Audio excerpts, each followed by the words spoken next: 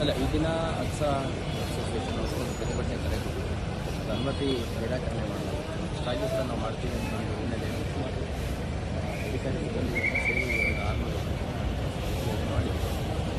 ಯಾಕೆಂದರೆ ಇದು ಅತ್ಯಂತ ಸೂಕ್ಷ್ಮ ಪ್ರದೇಶ. ಇಲ್ಲಿ ಭಾಳ ದೊಡ್ಡ ಸಂಖ್ಯೆಯಲ್ಲಿ ಸಾರ್ವಜನಿಕರು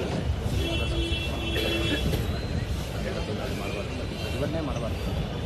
ಅದ್ರ ಜೊತೆಗೆ ಇಲ್ಲಿ ಭಾಳ ದೊಡ್ಡ ಸಂಖ್ಯೆಯಲ್ಲಿ ಆಸ್ಪತ್ರೆ, ಶಿಕ್ಷಣ ಸಂಸ್ಥೆ, ACD, PUD ಸೇರಿದಂತೆ ವಿವಿಧ ಸರ್ಕಾರಿ ಕಚೇರಿಗಳು, court, railway station, bus stand, district hospital ಎಲ್ಲ ಕಡೆ ಮೂವ್ಮೆಂಟ್ ಆಗೋದು ಭಾಳ ದೊಡ್ಡ ಸಂಖ್ಯೆ. ಹಾಗಾಗಿ ಅನುಮತಿ ಇಲ್ಲದೆ ಮಾಡುವಂಥದ್ದು ಕಾನೂನು ಬಾಹಿರ ಆಗಿದೆ. ಅಷ್ಟಾಗಿ ಕೂಡ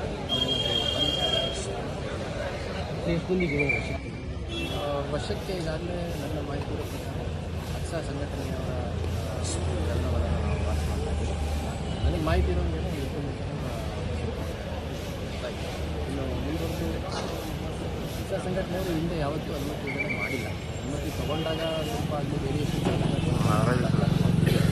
ಹೊರತುಪಡಿಸಿ ಅನುಮತಿ ಇಲ್ಲದೆ ಯಾವತ್ತೂ ಮಾಡಿರಲಿಲ್ಲ. ನೋಡಿ, ಅಕಸ್ಮಾತ್